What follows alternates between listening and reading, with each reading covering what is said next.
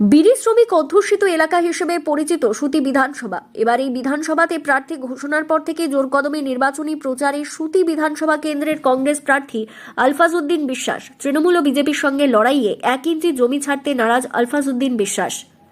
সুতি বিধানসভার বিভিন্ন প্রান্তে প্রচার কর্মসূচি চালান তিনি। দলীয় কর্মী সমর্থকদের নিয়ে বাড়ি বাড়ি গিয়ে সাধারণ মানুষের সঙ্গে কথা বলেন এবং আসন্ন নির্বাচনে কংগ্রেসের পক্ষে সমর্থন জানানোর আহ্বান জানান। সুতি এলাকার বিভিন্ন গ্রাম ও পাড়ায় প্রচার করতে দেখা যায় আলফাজ উদ্দিন বিশ্বাসকে।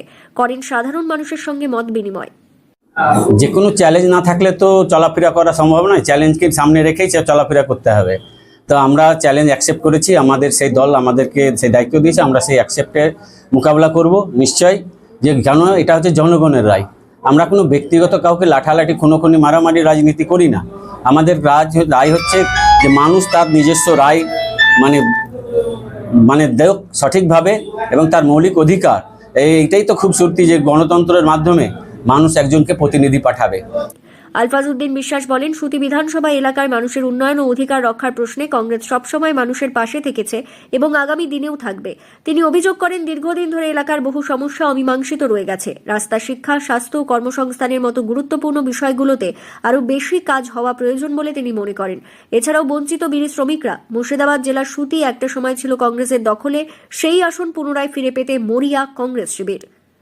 প্রচার কর্মসূচিতে তার সঙ্গে উপস্থিত ছিলেন স্থানীয় কংগ্রেস নেতৃত্ব এবং কর্মী সমর্থক। দলীয় পতাকা ও স্লোগানে মুখর হয়ে ওঠে বিভিন্ন এলাকা। অনেক জায়গায় সাধারণ মানুষ প্রার্থীকে স্বাগত জানান এবং নিজেদের দাবি দাবার কথাও তুলে ধরেন। কংগ্রেস প্রার্থীর দাবি, মানুষের সঙ্গে সরাসরি যোগাযোগের মাধ্যমেই তিনি তাদের সমস্যার প্রকৃত চিত্র জানতে পারছেন। নির্বাচিত হলে সেই সমস্যাগুলির সমাধানে অগ্রাধিকার দেওয়া হবে। প্রথমত দলকে ধন্যবাদ জানাই। দল আমাকে বিশ্বাস করে দলের একটা দায়িত্বভার দিয়েছেন, নির্বাচনে লড়ার সার্টিফিকেট দিয়েছেন, তার জন্য দলকে অসংখ্য ধন্যবাদ। পাশাপাশিভাবে সুতি বিধানসভার মানুষের একটা উচ্ছ্বাস এবং ঢল আমরা উপলব্ধি করতে পারছি, দেখতে পাচ্ছি স্বচক্ষে। তারা মেনত হচ্ছে দুর্নীতি, অন্যায়, অত্যাচারের প্রতিবাদের একটা মাধ্যম, সেটা হচ্ছে বিধানসভা। এখানকার যিনি বিধানসভায় প্রার্থী হয়ে আছেন কিংবা পদাধিকারী হয়ে আছেন, তেনার অসামাজিক কাজকর্মের প্রতিবাদ মানুষ করার রাস্তা খুঁজছিলেন। সেটা এই বিধানসভাকে উপলক্ষ করে মানুষ কিন্তু চোখিয়ে আছে, পাখির চোখ করে আছে যে ওই অত্যাচারের হাত থেকে কখন মানুষকে বাঁচতে হবে।